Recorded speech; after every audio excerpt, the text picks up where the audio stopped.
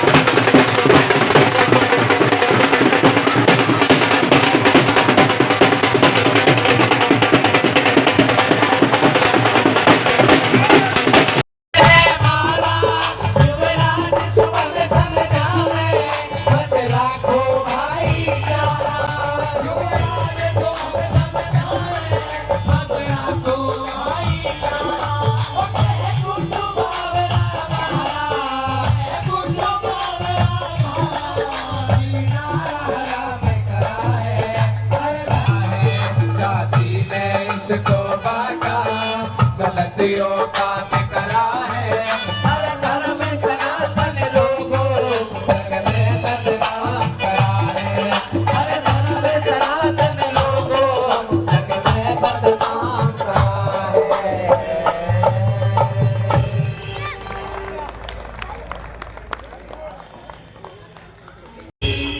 मेरी नाम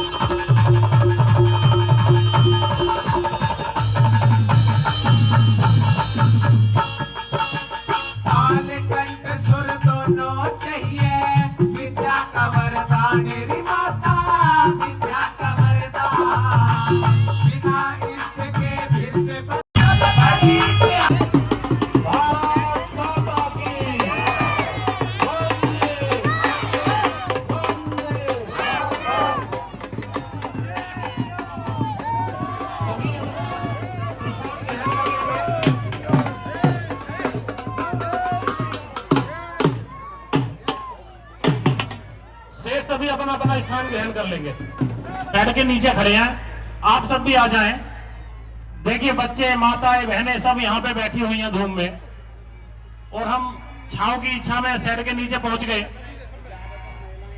जितने आप सभी का हार्दिक स्वागत है। आप सभी अपना स्थान ग्रहण कर लें।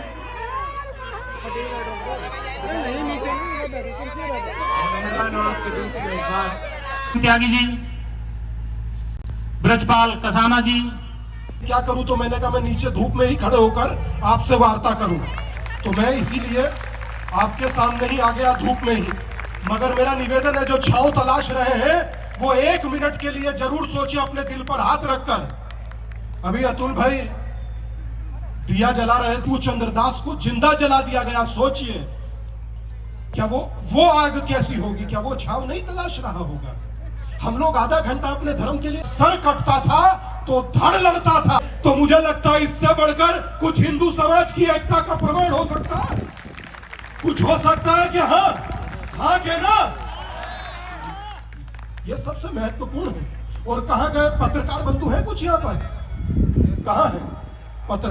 एक बार भाई खड़े हो जाइए, जरा कुर्सी पर बैठे हैं, खड़े हो जाइए और एक बार हाथ और खड़ा कीजिए जरा। क्या जो पत्रकार बंधु हैं जरा हाथ दिखाओ इनके। तुम कहते हो कि हिंदू बटा हुआ है, हिंदू बटा हुआ नहीं, हर चुनौती के सामने चट्टान की तरह डटा हुआ है। यह है हिंदू समाज। दिखाइए इनके हाथ। यह है एक हिंदू, संगठित हिंदू, मैं कहूं कि मजबूत हिंदू, चट्टान की तरह डटा हुआ हिंदू, गज प्रस्थ के हिंदुओं, तुमने कमाल कर दिया। एक बार ताली अपने लिए बजाइए।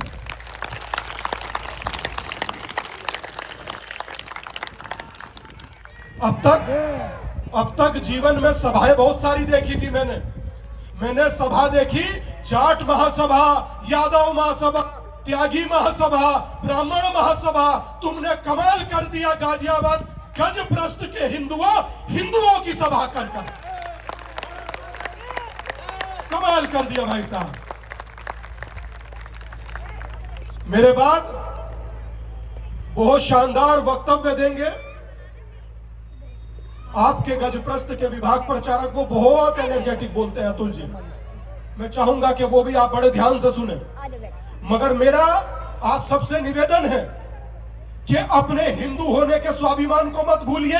भाई साहब, आपके पूर्वजों ने अपनी गर्दनें दी हैं, इसलिए आपके गले में गमछा है और वो भी भगवा है। आपके पूर्वजों ने कुर्बानियां दी हैं, तब जाकर हम हिंदू हैं। एक भाई हमसे पूछ रहा था 1170 दिन हो गए, आप अपनी यात्रा कब बंद करेंगे? मैंने उनसे कहा कि जैसे ईसाई के यहाँ जन्मा बच्चा ईसाई और मुस्लिम के यहाँ जन्मा बच्चा मुस्लिम, जिस दिन मेरे यहाँ जन्मा बच्चा वर्मा शर्मा ना होकर हिंदू पैदा होने लगेगा, यात्रा बंद कर दूंगा।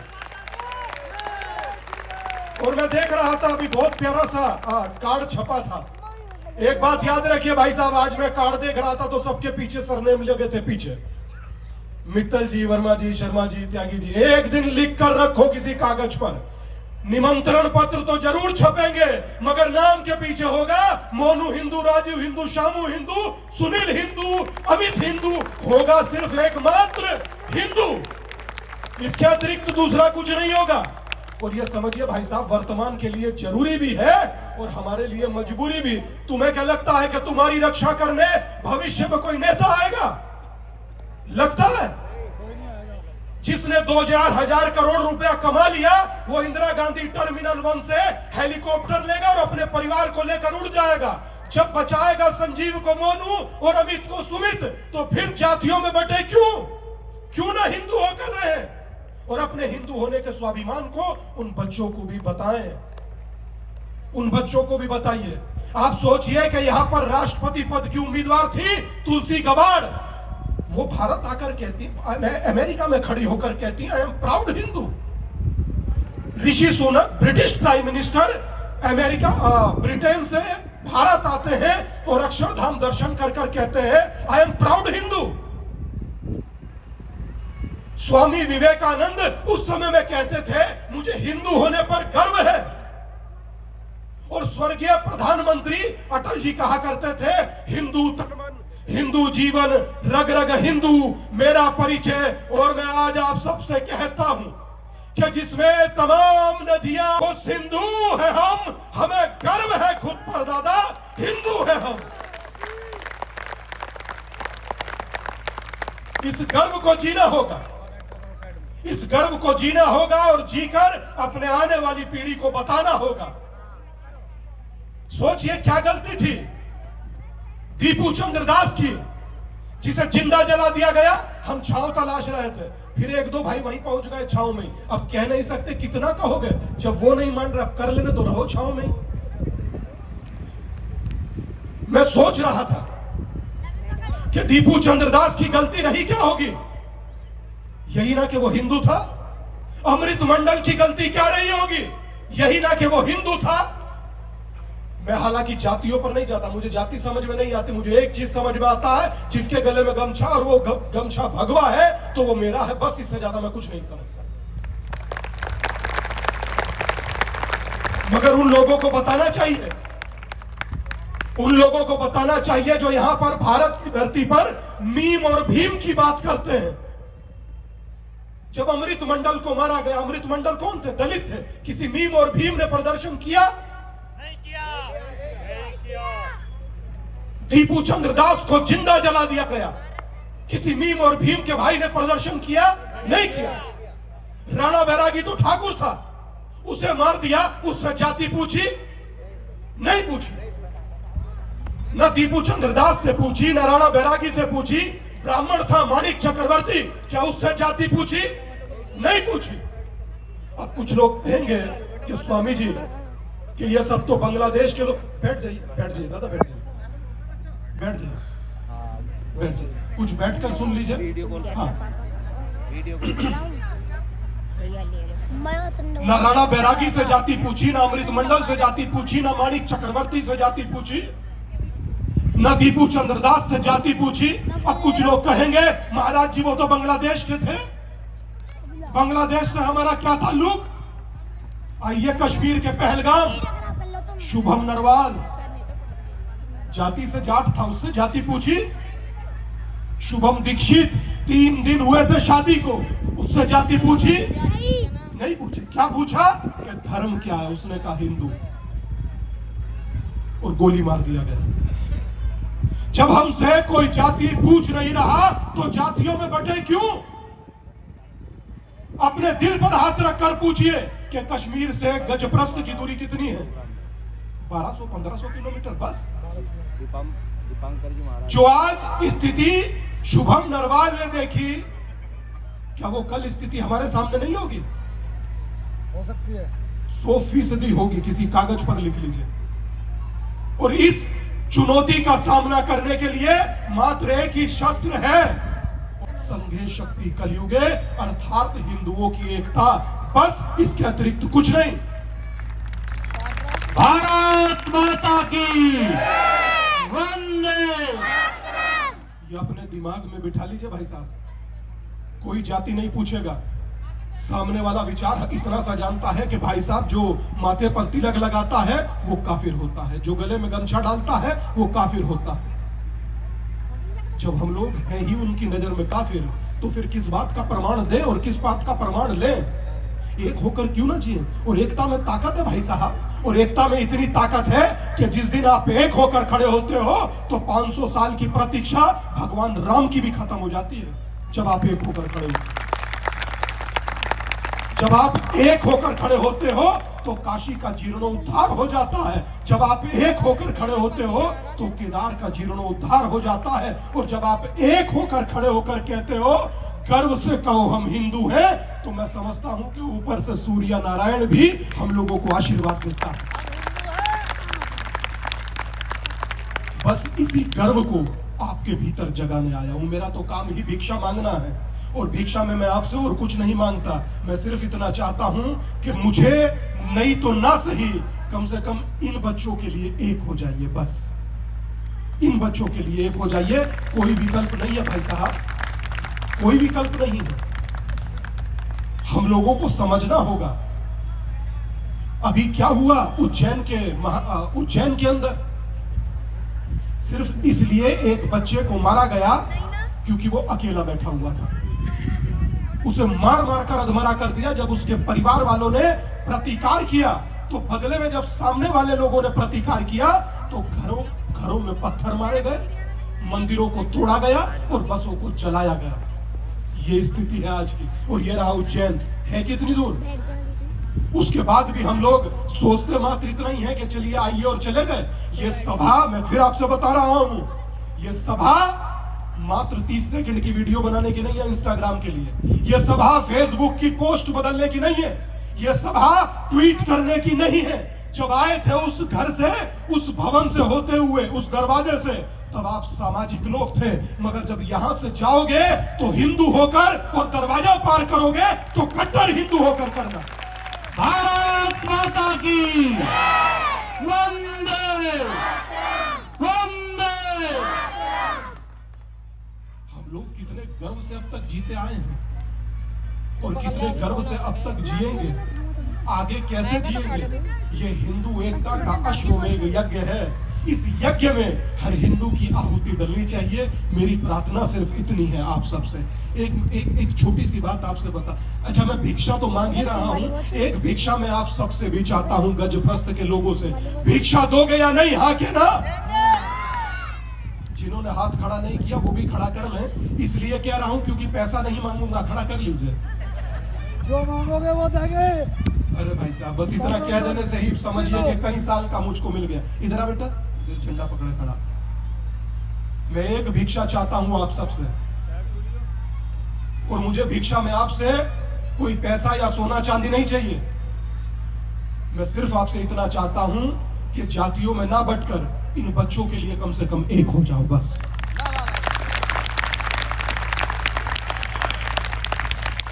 इन बच्चों के लिए एक हो जाओ भाई। बस यही आपसे प्रार्थना करने आया हूं और आपको कहने के लिए आया हूं कि अपने गर्व को मत भूलिएगा। और वो गर्व है कि श्वेत भी मैं हूं, शुद्ध भी मैं हूं, और विरुद्ध हो मेरे तो युद्ध भी मैं हूं। इस भारत की धरती का मैं केंद्र बिंदु हूं। प्रणाम गजप्रस्थ के लोगों, मैं ही हिंदू हूं।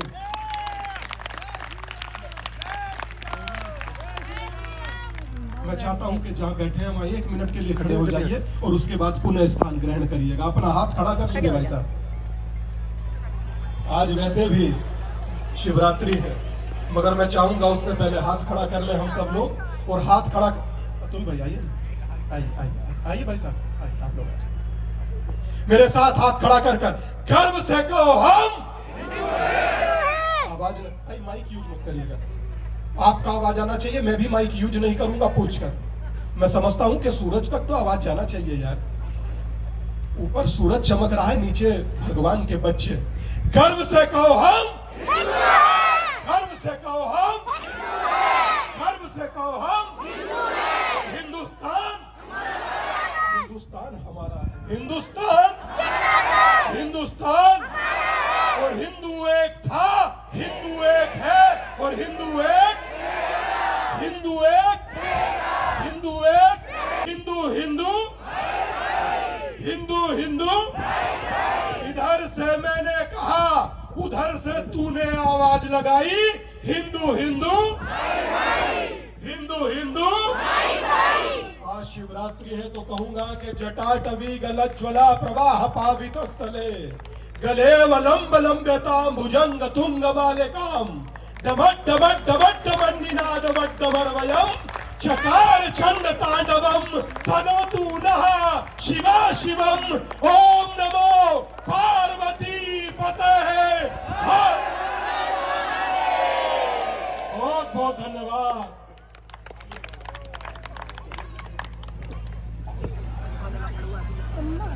पूज्य स्वामी जी, मैं आपको इस गजप्रस्थ की पावन भूमि के अंतर्गत इस भूगना क्षेत्र की जनता की तरफ से आई होप आपको गाइस वीडियो पसंद आई होगी। पसंद आई हो तो लाइक करना, शेयर करना, सब्सक्राइब करना। मिलते हैं ऐसी अगली वीडियो में। ऐसी प्यार वर्षाए रखना। Bye guys.